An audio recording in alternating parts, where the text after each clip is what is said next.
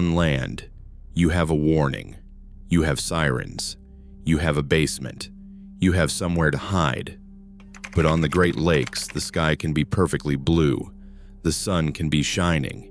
And yet, a wall of wind capable of snapping a steel freighter in half can hit you in less than 60 seconds. This is the story of the white squall, a phenomenon where tornadoes do not just drop from clouds, but seem to rise from the water itself.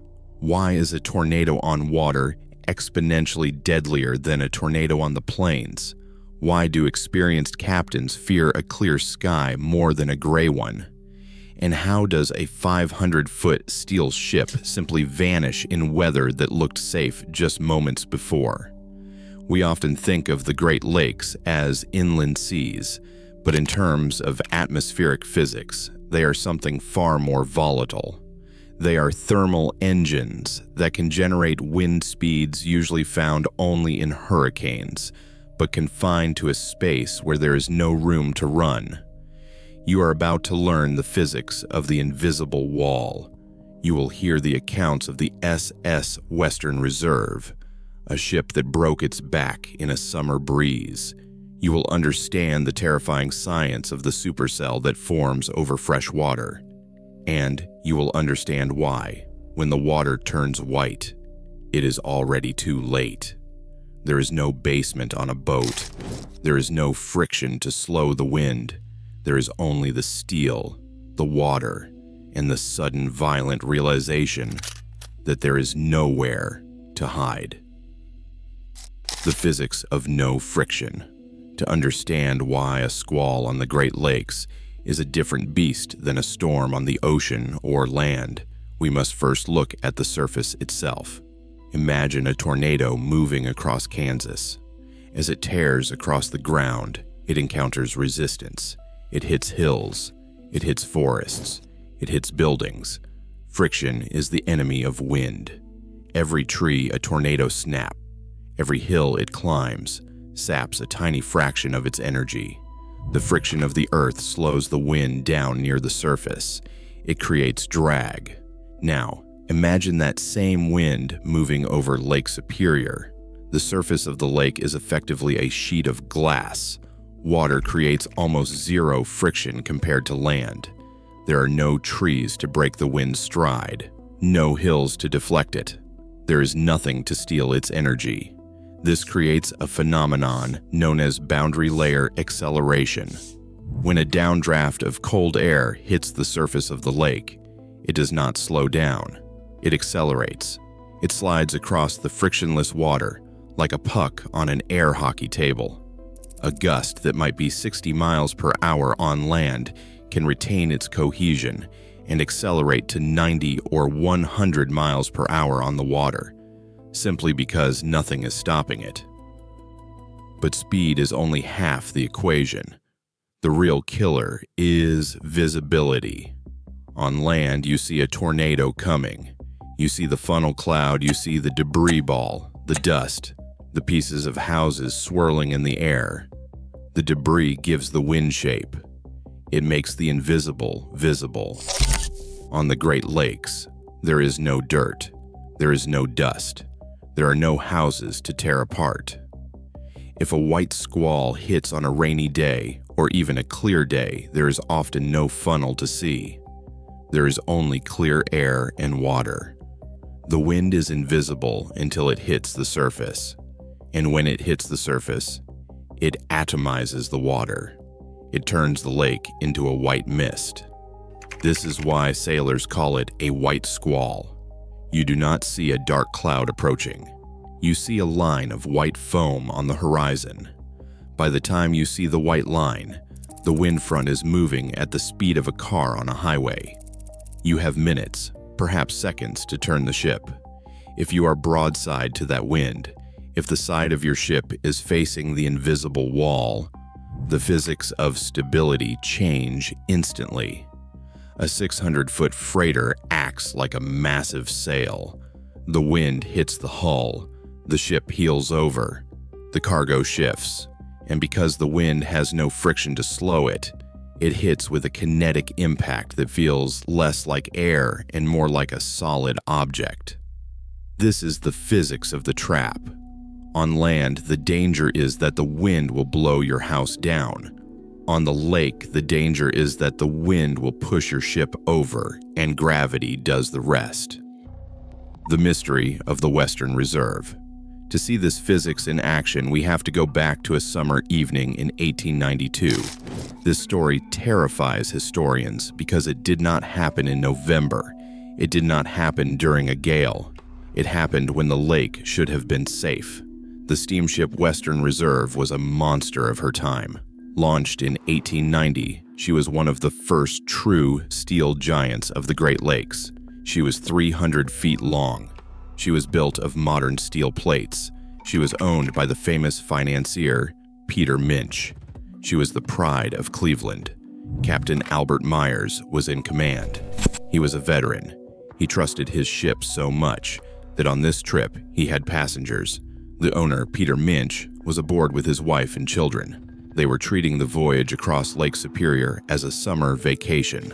August 30th, 1892. The ship was empty of cargo, riding high in the water, heading upbound to pick up iron ore. The day was relatively calm. There was no forecast for a hurricane. The family was likely on deck, enjoying the cool breeze of Superior. The surface seemed calm, but the atmosphere above the lake was unstable.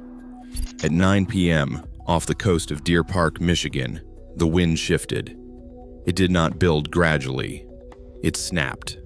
The Western Reserve was hit by a tornadic squall, a sudden violent burst of wind that dropped from the sky and hammered the lake. Because the ship was empty, she was riding high. Her hull was a massive steel wall catching the wind. The squall hit her, and the steel, the modern invincible steel, made a sound that the lone survivor would never forget. It sounded like a cannon shot. The ship did not just list. She broke. The violence of the wind and the sudden sharp waves it generated caused a catastrophic structural failure. The main mast crashed down. The deck plates buckled. The ship literally snapped in two, forward of the boiler house. This is the terror of the squall. It was not a slow leak. It was a structural execution. In minutes, the pride of the Great Lakes Fleet, a ship that was supposed to be unsinkable, was gone. Captain Myers ordered the lifeboats launched. There were 27 people on board.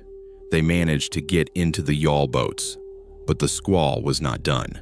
The turbulence on the water, the cross-chop created by the twisting winds, capsized the lifeboats one by one.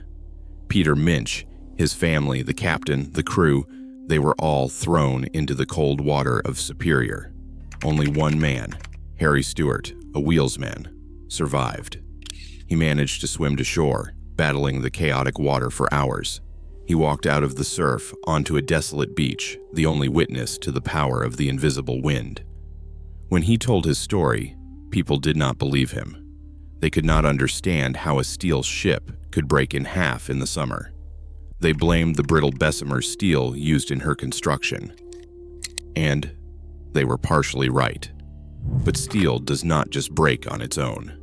It takes a massive, sudden force to snap a keel. The white squall provided the hammer that shattered the brittle spine of the ship. The wind shear created a torsion force, a twisting motion that the hull was not designed to take. On land, a tornado twists a tree and the tree snaps. On the lake, the tornado twists the water. The water twists the ship, and the rivets pop like gunfire. The Western Reserve lies in 600 feet of water today. She is a monument to the fact that, on the Great Lakes, you do not need a named storm to die. You just need a change in the wind. The waterspout paradox. We need to distinguish between the two types of tornadoes sailors face, because one is a spectacle, and the other is an assassin. If you search for Great Lakes waterspout on the internet, you will see beautiful images. Thin, rope-like tubes of water connect a gray cloud to the lake. They look majestic. These are usually fair weather waterspouts. They form from the bottom up. Warm water heats the air rises, and it begins to rotate. They are relatively weak. A freighter that hit one might lose some deck chairs, but it would not sink. The killer is the tornadic water spout. These form from the top down. They are born in the heart of a severe thunderstorm or a supercell line. They are true tornadoes that just happen to be over water.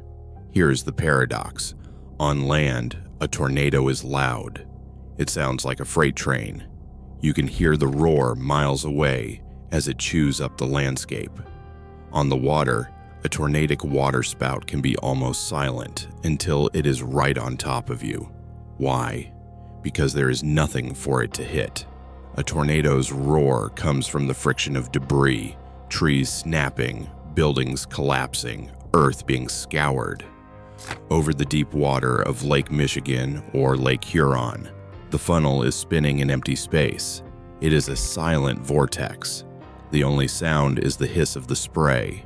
Imagine standing on the deck at night. It is pitch black. You cannot see the funnel because there are no streetlights to illuminate it. You cannot hear the freight train roar. All you hear is a strange hissing sound, getting louder, like steam escaping a pipe. And then, the radar goes white. This is what happened to the SSW H. Gilcher in 1892, the same year as the SS Western Reserve. She sailed into a heavy squall on Lake Michigan and vanished. No wreckage, no bodies, just gone. Maritime historians believe she may have been hit directly by a tornadic water spout at night. The funnel would have descended silently, enveloped the ship, and ripped the superstructure right off the deck before the crew could wake up. On land, you have a chance. You see the warning on television. You hear the siren. You go to the cellar. On the Gilcher, asleep in their bunks, the first warning they would have had was the roof of their cabin tearing free, followed instantly by the freezing water of Lake Michigan. The Lake Michigan Triangle and the Squall.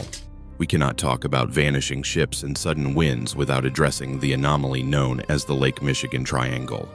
This area, stretching from Manitowoc to Ludington to Benton Harbor, is infamous for ships and planes disappearing. While many look to the supernatural for answers, atmospheric physics offers a theory that is just as terrifying. The geometry of Lake Michigan creates a wind tunnel. The lake runs north to south, and it is flanked by land masses that heat up and cool down at different rates than the water. This temperature difference creates thermal boundaries. In the summer, the land is hot and the lake is cool. The air rushes from the land to the water, colliding in the middle of the lake. This collision zone creates pop-up supercells. Meteorologists call this explosive convection. A clear sky can turn into a violent thunderstorm in 15 minutes. This brings us to the disappearance of the schooner Thomas Hume in 1891. The Hume was racing empty across Lake Michigan. It was a fast, sturdy vessel sailing alongside another ship, the Rouse Simmons. The captain of the Simmons watched the Hume sail into a black squall, a small intense pocket of dark clouds and rain. The Hume entered the cloud. It never came out. When the squall passed, the lake was empty. The Simmons searched the area. There was no wood, no hats, no bodies. The Thomas Hume had not just sunk. It had been erased. For over a century, the Hume was a ghost story. People said it sailed into another dimension. But when divers finally found the wreck, they found the truth. And the truth was physics. The Hume was found largely intact, but her masts were shattered, and her hull was stressed. The evidence suggests she was hit by a microburst, a column of sinking air within a squall that hits the water like a hammer. A microburst can generate winds of 100 miles per hour, localized to a circle less than a mile wide. If the Hume sailed into that circle, the wind would not have pushed her sideways. It would have pushed her down. This is a danger unique to the water. On land, a microburst might flatten a cornfield. On the lake, a microburst presses the ship into the water. If the ship is open-decked, or if the hatches are not secured, The water rushes in over the rails. The Thomas Hume did not sail into a portal. She sailed into a hammer made of air. The triangle is not a supernatural zone. It is a factory for sudden, violent downdrafts. Let's clarify the premise of this video. Deadlier than land. Statistically, tornadoes kill more people on land because there are more people on land. But your chance of survival if you are hit is significantly lower on a ship. Consider the mechanics of survival. On land, if a tornado hits your house is destroyed. You might be injured by debris, but the ground itself remains solid. You are still standing on the earth. Gravity is still your friend. On a ship, if a tornado or squall hits you, the ground you are standing on becomes your enemy. First, there is the loss of stability. Wind pressure on the superstructure makes the ship list or lean. If the list exceeds a certain angle, known as the angle of vanishing stability, the ship will not roll back. It will keep rolling until it is upside down. Second, there is the loss of buoyancy. Large waves accompany squalls. If a wave breaks windows or hatches, water enters. The ship gets heavier. It sinks lower, and finally, there is the temperature. Even if you survive the wind, even if you get off the ship before it flips, you are now in the Great Lakes. In November, the water's 40 degrees. In a survival suit, you have hours. In life jackets, like the crew of the Western Reserve, you have minutes before your muscles seize. On land, the storm passes and you walk out of the rubble. On the lake, the storm passes and you are treading water in a freezing, endless void. This is why the white squall is feared. It combines the violence of a tornado with the lethality of deep water. It removes every safety net a human being has. The modern threat. You might think we have radar now. We have GPS. This is history. But the Great Lakes have not changed. In July 2011, a massive derecho, a long-lived windstorm, swept across the Midwest and hit Lake Michigan. It did not just bring rain. It brought a wall of wind moving at 80 miles per hour. There were boaters on the lake that day. They had cell phones. They had weather apps. But the speed of the squall outpaced the warnings. Videos from that day show blue skies turning to black night in seconds. You can hear the panic in the voices of the sailors as the invisible wall hits them. Modern fiberglass boats shattered. Masts snapped. On May 31st, 1998, a super derecho hit Lake Michigan. Wind gauges on the lake recorded gusts hitting 100 to 130 miles per hour. That is Category 3 hurricane strength. If a large freighter had been in the narrow straits at that moment, broadside to the wind, we might have had another Edmund Fitzgerald. The danger has not gone away. We just got better at hiding in port. But the weekend sailors, the families on yachts, the fishermen in small boats, they are the new victims of the white squall. They trust the morning forecast. They do not know that the lake generates its own weather. They do not know about boundary layer acceleration. They do not know that the water is a frictionless highway for the wind. The human element. We have talked about physics. We have talked about ships. But we must close with the people. Imagine the psychological state of a sailor on the Great Lakes during a white squall. It is loud. The wind screams in the rigging. The water is white foam, blinding you. You are disoriented. The ship is leaning at a 30-degree angle, and gravity feels wrong. But the worst part is the isolation. On the ocean, you are far from home. You expect danger. On the Great Lakes, you can often see the lights of the city. When the SS Western Reserve broke apart, they were only a few miles from shore. They could probably see the trees. This proximity to safety makes the death even more tragic. You are right there. You are so close to land, to warmth, to safety. But an invisible wall of wind has cut you off. This is the psychological horror of the Great Lakes. They look like big ponds. They look tame. They are surrounded by civilization. But in the center of the squall, you are as isolated as an astronaut in space. The environment is totally hostile to human life. The warning. The white squall is not a myth. It is a mathematical certainty. As long as cold air from Canada meets warm air from the Gulf over these massive freshwater seas, the bomb will go off. The pressure will drop, and the wind will accelerate, and the water will turn white. The Ojibwe warned us, the lake is a spirit, and spirits have moods. The maritime dads warn us, check the barometer, not just the app. The wrecks warn us, steel breaks. If you ever find yourself on Lake Michigan or Lake Superior on a hot summer day, and the air suddenly feels electric, and the horizon goes white, do not wait to see the funnel. Do not wait for the siren. There are no sirens here. There is only the wind, the water, and the trap.